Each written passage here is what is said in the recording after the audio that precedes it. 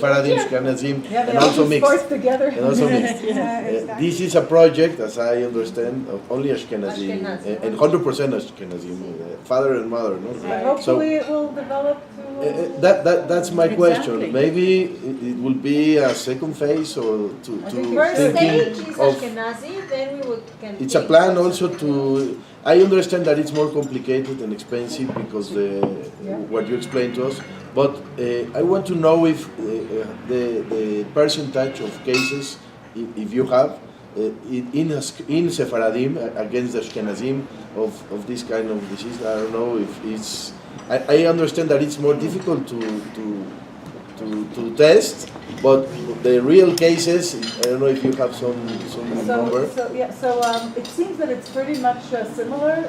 I mean, the number of breast cancer cases is pretty much similar. It used to be different in Israel, but that had to do more with social factors. For example, in Israel, non-Ashkenazim used to have more children, used to have them younger, used to breastfeed more. All of these things are protective, and so the rate was low. But if you look at the Sephardim or non-Ashkenazim Jews who are born in Israel, they now do just as bad as the Ashkenazim. The rates have gone up, and it's exactly the same. I don't know what Mexico is like, but I assume it's probably a similar situation, but I don't.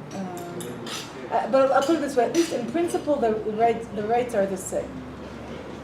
And I agree with you. I think it's important, even if you're doing something now just in the Ashkenazi community, maybe to even say it right now that this is just the first stage, and that you're going to be moving on or something like that. Yeah. But what are the diseases that are common to Sephardics, like Tay-Sachs for Ashkenaz? Are there detected? So for non-Ashkenazi Jews, there's a whole list of diseases. It's just that they're each in a very separate group. So I'll give an example. So thalassemia in everybody. This is a beta thalassemia.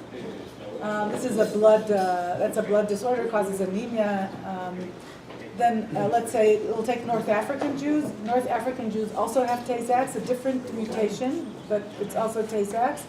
They have a disease called ataxia-telangiectasia. It's a disease where over time there's a neurological degeneration and the kids can't walk, and they also have a risk of getting hematological cancers like leukemias and lymphomas. And actually, the gene for that was found by Yossi Shilo, an Israeli researcher. Yemenite Jews have phenylketonuria. It's a metabolic.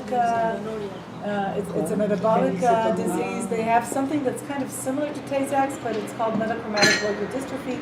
I can give you lots of names. Yeah, just to say that that's if you're interested in, and if you read Hebrew, you can go into the Ministry of Health has a. Well, there's two ways to look. You can find these things. The Ministry of Health has the Israeli Ministry of Health has its own website. In the website, there's for the Department of Community Genetics, and there they maintain actually a list of diseases by ethnic origin. So you can actually go in there and you can see the actual diseases and the mutations. But I'll just say with carrier screening, we still depend on people self-reporting their ancestry. So people fill a form and they say, excuse me, I'm Ashkenazi on my mother's side, Iraqi on my father's side, and I'm marrying a guy who's Yemenite and Moroccan. So what do I need to? What do I need to test? So, but increasingly, people don't know anymore, especially in Israel. Everybody marries everybody. Yeah. So the trend is it's now going, and if you're going to be starting out in Mexico and you're starting at this point in time, I would say forget testing based on for carriers ethnicity. Just do everything. It's cheap enough to do everything for everybody, and that's the direction it's taking in Israel.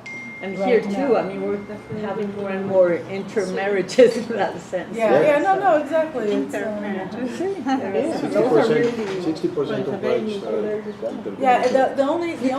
the only communities in Israel where this isn't the case is Haredi, the ultra-Orthodox, because the Ashkenazim still marry Ashkenazim and the non-Ashkenazim, but in every other sector of society, the Tilumi and everybody, everybody just gets married to everybody. So. What? Bueno,